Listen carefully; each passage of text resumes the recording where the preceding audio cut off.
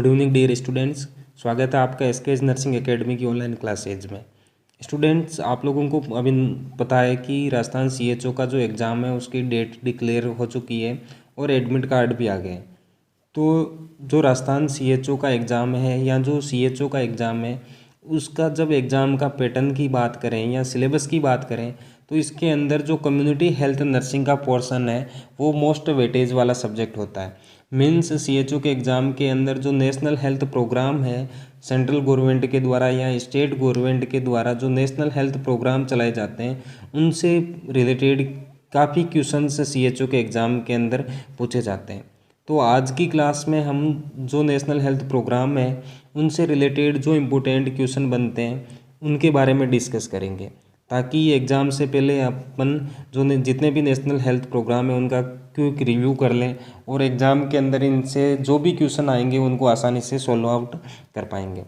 तो स्टार्ट करते हैं आज की अपनी क्लास का जो प्रोग्राम है। फर्स्ट प्रोग्राम है नेशनल ट्यूबरकुलोसिस कंट्रोल प्रोग्राम। ये जो नेशनल ट्यूबरकुलोसिस कंट्रोल प्रोग्राम है ये लॉन्च किया गया था 1962 में। As national tuberculosis control programme के नाम से ये प्रोग्राम 1962 के अंदर इंडियन गवर्नमेंट के द्वारा लॉन्च किया गया था। Then revised as and renamed as revised national tuberculosis control programme. 1962 में ये national tuberculosis control programme launch किया गया। देन 1993 के अंदर इस प्रोग्राम को रिवाइज किया गया और इसका नाम रखा गया revised national tuberculosis control programme और इसको एक पायलट प्रोजेक्ट के रूप में लॉन्च किया गया। जो revised national tuberculosis control programme है उसको पायलट प्रोजेक्ट के रूप में 1993 के अंदर लॉन्च किया गया और इस revised national tuberculosis control programme या RNTCP प्रोग्राम को 1997 के अंदर कंट्री वाइड लॉन्च किया गया। देखो तीन चीज़ें इंपॉर्टेंट कि 1962 के अंदर हुआ था national tuberculosis control programme. Then इस प्रोग्राम को रिवाइज्ड किया गया as revised national tuberculosis control programme in 1993। लेकिन यहाँ पे ये पायलट प्रोग्राम था, पूरी कंट्री वाइड नहीं था। कंट्री वाइड इस प्रोग्राम को लॉन्च किया गया था 1997 में और विथ डोट्स थेरेपी। इसी के साथ 1997 में डोट्स थेरेपी भी स्टार्ट की गई थी। देन बात करते हैं डोट्स थेरेपी की। डोट्स थेरेपी है directly observed treatment short course therapy, जो कि टीबी के ट्रीटमेंट है के लिए RNTP के साथ 1997 के अंदर लॉन्च की गई। तो directly observed treatment short course या डोट्स थेरेपी जो होती है वो इंटरनेशनल स्ट्रेटजी होती है टीबी का ट्रीटमेंट करने के लिए। और ये जो डोट्स थेरेपी है वो WHO के द्वारा रिकमेंडेड की जाती है।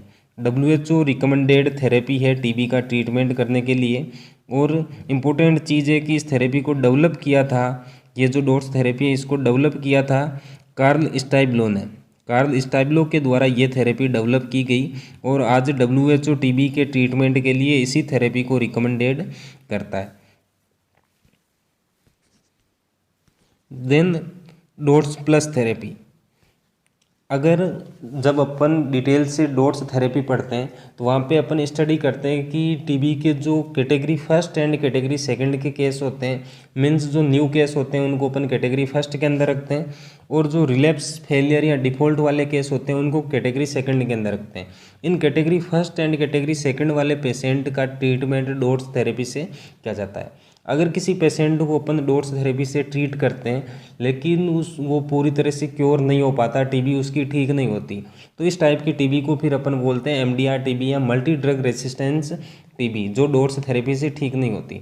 और उस मल्टी ड्रग रेसिस्टेंट टीबी को ट्रीट करने के लिए नई थेरेपी एक बनाई गई dots plus therapy, which is used for the treatment of multi drug resistance TB या MDR टीबी। ये जो डोट्स प्लस थेरेपी है ये थेरेपी WHO ने स्टार्ट की थी ईयर 2000 के अंदर, 2002 के अंदर ये थेरेपी WHO के द्वारा स्टार्ट की गई। और इंडिया के अंदर डोट्स प्लस थेरेपी 2002 के अंदर 2002 के अंदर स्टार्ट की गई। तो दो इम्पोर्टेंट चीज़ें कि WHO ने जो डोट्स प्लस थेरेपी है वो सन 2000 में स्टार्ट की और इंडिया ने डोट्स प्लस थेरेपी 2002 के अंदर स्टार्ट की। और ये थेरेपी क्या करती है, MDR टीबी को ट्रीट करने के लिए यूज की जाती है।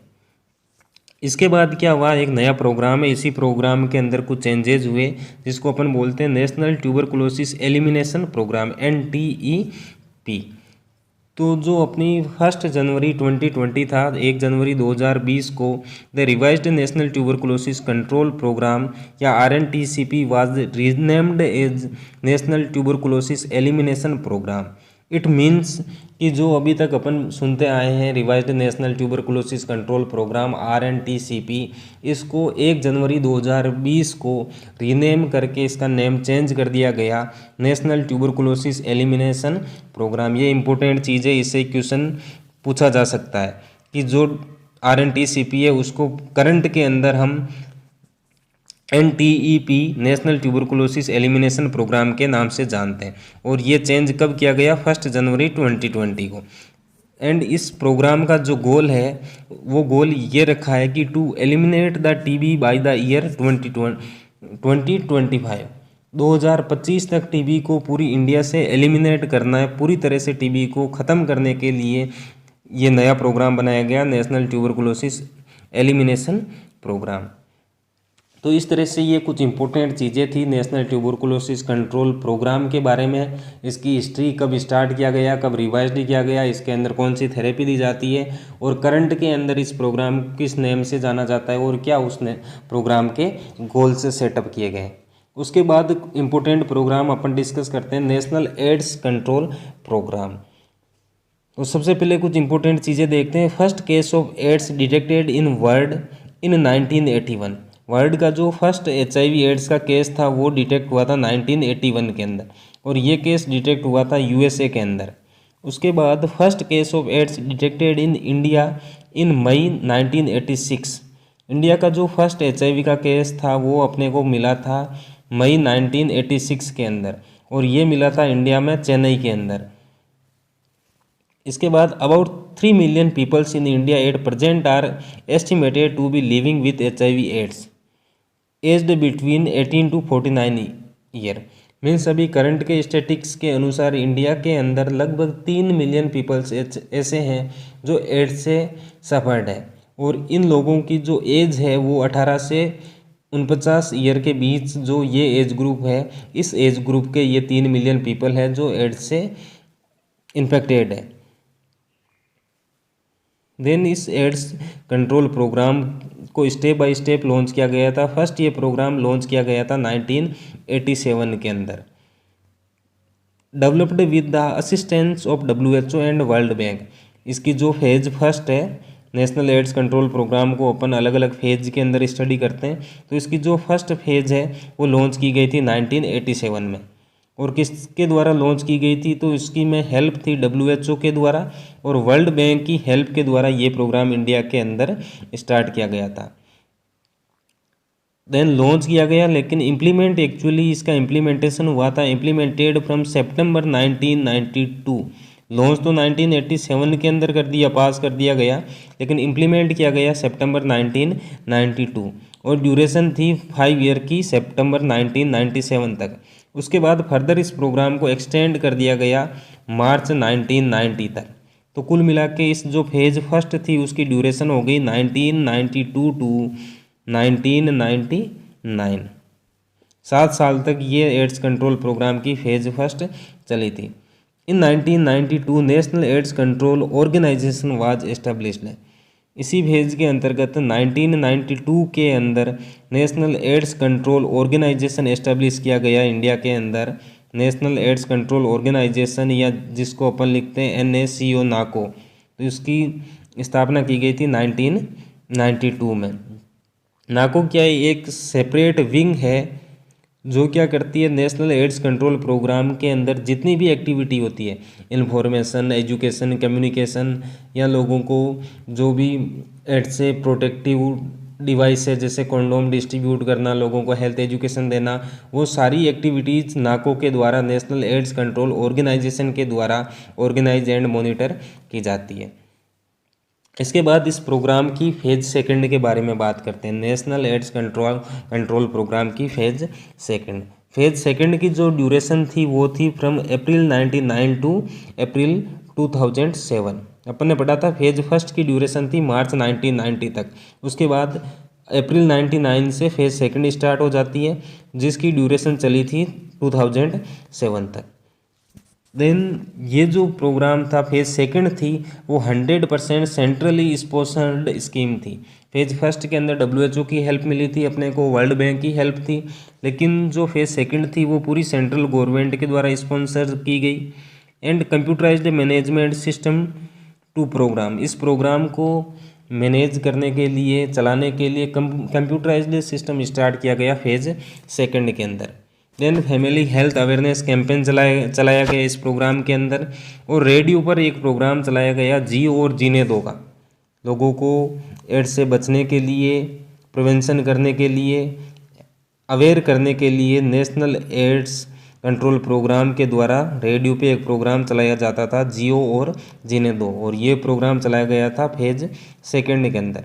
इसके अलावा स्कूल एड्स एजुकेशन स्टार्ट की गई एंड एक टोल फ्री नंबर स्टार्ट किया गया था जिस पे कॉल करके हम HIV से रिलेटेड जो भी जानकारियाँ चाहते हैं कि क्या होता है HIV एड्स, या कैसे अपन इससे प्रिवेंट कर सकते हैं, कौन कौन से सिम्टम होते हैं, कैसे अपन इसका डायग्नोस करवा सकते हैं, तो उन सारी चीज़ों के बारे में अवेयरनेस के लिए एक टोल फ्री नंबर 1097 स्टार्ट किया गया था। और ये सर्विस भी नेशनल एड्स कंट्रोल ऑर्गेनाइजेशन के द्वारा चलाई जाती है, नाको के द्वारा। हम इस पर कॉल करके जो भी इंफॉर्मेशन है वो ले सकते हैं।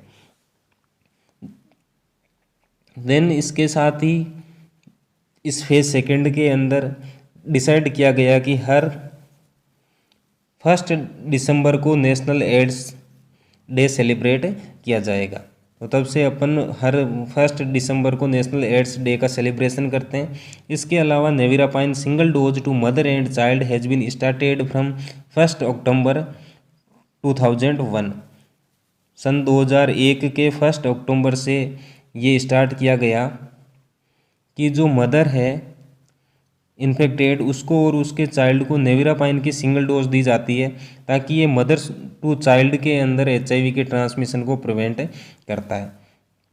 Then post exposure prophylaxis start किया गया, means combination of 2 to 3 drugs prophylactically given within 2 hours after needle stick injury.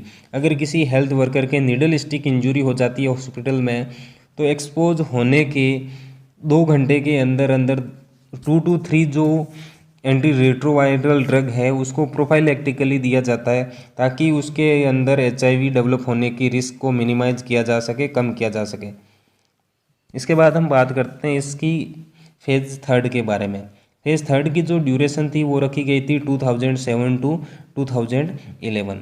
और इस फेज के अंदर जो इम्पोर्टेंट एक्टिविटी थी वो थी कॉन्डोम प्रमोशन। इसके अंदर कॉन्डोम के प्रमोशन पे ज़्यादा फोकस किया गया क्योंकि ये सेक्सुअली ट्रांसमिटेड डिजीज़ है और सेक्सुअल इंटरकोर्स के द्वारा ये इजीली 1 पर्सन टू अनदर में ट्रांसमिट हो सकती है। तो इसके ट्रांसमिशन को प्रिवेंट करने के लिए बैरियर मेथड या कॉन्डोम यूज करना ज़रूरी होता है इंटरकोर्स के ड्यूरिंग, तो इसलिए कॉन्डोम प्रमोशन किया गया।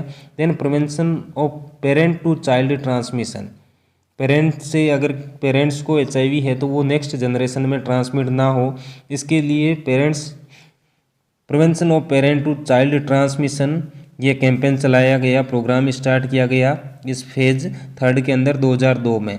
इसके अंदर क्या करते हैं, नेविरापाइन इंजेक्शन दिया जाता है to mother and child immediately after birth. जैसे डिलीवरी होती है, डिलीवरी होने के जस्ट बाद मदर को और उसके चाइल्ड को नेविरापाइन का इंजेक्शन दिया जाता है, जो क्या करता है मदर से चाइल्ड के अंदर ट्रांसमिशन को प्रिवेंट करने का काम करता है। देन इसके बाद नेक्स्ट बात करते हैं फेज 4 की। फेज 4 की जो ड्यूरेशन थी वो थी फ्रॉम 2020 टू 2070। इस फेज सेकंड की जो ड्यूरेशन रखी गई थी वो रखी थी 2020 टू 2070 और करंट में इसकी ड्यूरेशन को बढ़ा के एक्सटेंड कर दिया गया है 2020 तक, 2020 तक फेज 4 की ड्यूरेशन को एक्सटेंड कर दिया गया है। इट मीन्स कि अभी ये आपको पूछा जाए कि करंट के अंदर नेशनल एड्स कंट्रोल प्रोग्राम की कौन सी फेज चल रही है, तो करंट के अंदर नेशनल एड्स कंट्रोल प्रोग्राम की 4th फेज चल रही है। और इस फेज का गोल था कि रेड्यूस न्यू इन्फेक्शन बाय 50%, कि अपने को अभी करंट के अंदर जितने केस मिल रहे हैं उनको 50% तक रेड्यूस करना है। और इस फेज के अंदर स्पेशल फोकस रहता है अपने हाई रिस्क ग्रुप पर। हाई रिस्क ग्रुप मीन्स जैसे सेक्स वर्कर, होमोसेक्सुअल, मेंस और ट्रक ड्राइवर्स, ये क्या होते हैं, हाई रिस्क वाले ग्रुप होते हैं जिनका एचआईवी के ट्रांसमिशन के अंदर एक वाइटल रोल होता है। तो इन पर अपन स्पेसिफिक फोकस करेंगे फेज़ 4 के अंदर। Then national adolescence health programme इस फेज के अंदर चलाया गया and provide free HIV counselling and testing centre for early detection of HIV infection. HIV infection के या इन्फेक्टेड केस के अर्ली डिटेक्शन के लिए free HIV counselling centre and testing centre establish किए गए। इसके अलावा condom distribution among high risk group, जो हाई रिस्क वाले ग्रुप है जैसे सेक्स वर्कर हो गए, होमोसेक्सुअल मैंस हो गए या ट्रक ड्राइवर्स हैं, उनको फ्री कॉन्डोम का डिस्ट्रीब्यूशन करना है ताकि आगे इसके ट्रांसमिशन को प्रिवेंट किया जा सके। तो इस तरह से ये इम्पोर्टेंट चीज़ें थी नेशनल एड्स कंट्रोल प्रोग्राम के बारे में, इसके स्टार्टिंग से लेके जब से ये लॉन्च किया गया तब से लेके 2020 तक। इनमें से जितने भी इम्पोर्टेंट क्वेश्चन बनने वाले हैं या बनने की पॉसिबिलिटी होती है उनके बारे में अपन ने डिस्कस किया। इसके बाद हम बात करते हैं अपना आज की क्लास का third programme, national family welfare programme.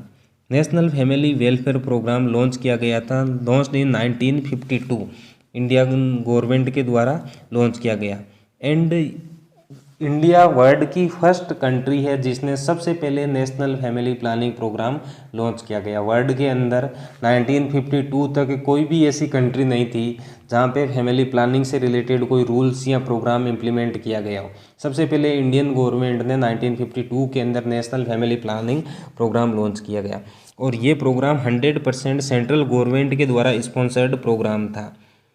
then renamed as the National Family Welfare Program in 1977। National family planning programme के नाम से लॉन्च किया गया 1952 के अंदर एंड 1997 के अंदर इस प्रोग्राम को रीनेम करके नेशनल फैमिली वेलफेयर प्रोग्राम के नाम से फिर से लॉन्च किया गया। Then important initiative under national family planning programme. National family planning programme के अंदर जो इम्पोर्टेंट इवेंट्स हैं उनके बारे में डिस्कस करते हैं। तो फर्स्ट इवेंट है कॉन्ट्रासेप्टिव, जो करंट इवेंट है। तो इन कॉन्ट्रासेप्टिव के अंदर injectable contraceptive MPA medroxyprogesterone acetate under the Antara programme. इसके अंदर एक प्रोग्राम चलाया गया कॉन्ट्रासेप्शन से रिलेटेड अंतरा प्रोग्राम। इस अंतरा प्रोग्राम के अंदर जो इंजेक्टेबल हार्मोनल कॉन्ट्रासेप्टिव होता है मेट्रोक्सी प्रोजेस्टेरोन एसीटेट, उसको फ्री डिस्ट्रीब्यूट किया जाता है, अवेलेबल करवाया जाता है एज अंतरा ब्रांड नेम से इसको अवेलेबल करवाया जाता है। तो फर्स्ट इम्पोर्टेंट इवेंट है कि अंतरा क्या होता है। अंतरा एक हार्मोनल कॉन्ट्रासेप्टिव है, इंजेक्टेबल हार्मोनल कॉन्ट्रासेप्टिव है जिसके अंदर मेट्रोक्सी प्रोजेस्टेरोन एसीटेट होता है और ये अंतरा प्रोग्राम के अंतर्गत अंतरा ब्रांड नेम से अवेलेबल करवाया जाता है फ्री ऑफ कॉस्ट। उसके अलावा दूसरा है छाया। छाया मीन्स सेंटक्रोमेन। सेंटक्रोमेन होता है नॉन हार्मोनल कॉन्ट्रासेप्टिव होता है और 1 से वीक पिल्स है। इस जो छाया है इसको सप्ताह में एक बार लिया जाता है, नॉन हार्मोनल है, जिन वुमन को हार्मोन से एलर्जी होती है उनको ये प्रोवाइड किया जाता है। ये भी अभी करंट के अंदर लॉन्च किया गया है नेशनल फैमिली वेलफेयर प्रोग्राम के अंतर्गत। हालांकि मार्केट के अंदर ये सहेली ब्रांड नेम से पहले से अवेलेबल था, लेकिन national programme family welfare programme के अंतर्गत इसको फ्री ऑफ कॉस्ट अवेलेबल करवाया गया है। देन कुछ इंपॉर्टेंट इंट्रा यूटेराइन डिवाइस हैं जो नेशनल फैमिली वेलफेयर प्रोग्राम के अंतर्गत अवेलेबल करवाए जाते हैं, जिनके अंदर कॉपर टी 380 एंगस्टन जो 10 ईयर तक प्रिवेंशन प्रोवाइड करती है एंड कॉपर टी 385 जो 5 ईयर तक प्रिवेंशन प्रोवाइड करने का काम करती है। Then ensuring spacing at birth, ये इंपॉर्टेंट इनिशिएटिव है नेशनल फैमिली वेलफेयर प्रोग्राम के अंतर्गत। और इसके लिए क्या करती है, जो आशा होती है वो क्या करती है, रूरल कम्युनिटी को मोटिवेट करती है बर्थ में स्पेसिंग रखने के लिए। और आशा के फंक्शन पे डिपेंड करता है कि आशा को एक पैकेज प्रोवाइड किया जाता है इस प्रोग्राम के अंतर्गत, जिसके बारे में हम थोड़ा डिस्कस कर लें। फर्स्ट वन है rate 500 to ASHA for delaying first child birth by 2 year after marriage. अगर किसी मैरिड कपल के अंदर आशा फर्स्ट चाइल्ड बर्थ के फर्स्ट चाइल्ड बर्थ को डिले करवाती है बाय द 2 ईयर, तो उसको 500 का package national family welfare programme के अंडर प्रोवाइड किया जाता है। Then rate 500 to ASHA for ensuring space of 3 year after the birth of first child. Means अगर किसी कपल के फर्स्ट चाइल्ड का बर्थ होने के बाद सेकंड चाइल्ड और फर्स्ट चाइल्ड के बीच में 3 ईयर का स्पेस आशा अगर रखवाती है तो भी आशा को 500 का पैकेज प्रोवाइड किया जाता है गवर्नमेंट के द्वारा। Then rate 1000 in case of couples for a permanent limiting up to 2 children only.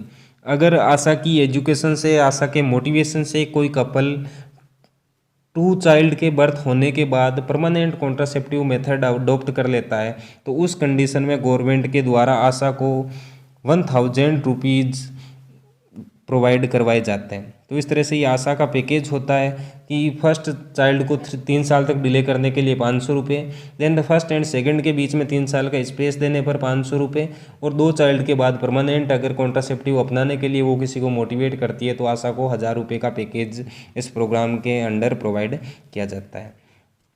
Then इसके अंदर नेक्स्ट जो इम्पोर्टेंट इनिशिएटिव है वो है निश्चय pregnancy testing kit.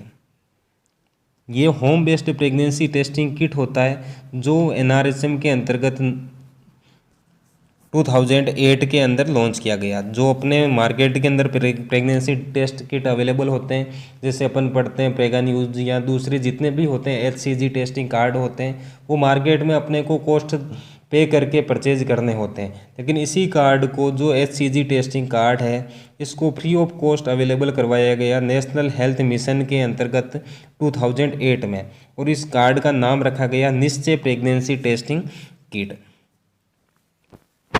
Available at sub centre and to the ASHA. ये जो निश्चय प्रेगनेंसी टेस्टिंग किट होता है ये सब सेंटर पर अवेलेबल होता है एंड आशा के पास अवेलेबल होता है।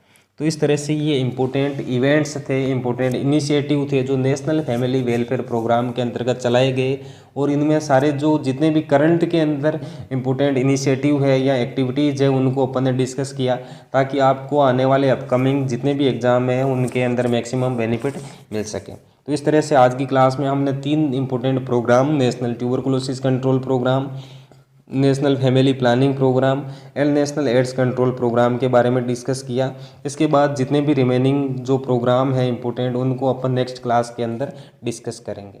Thank you very much guys.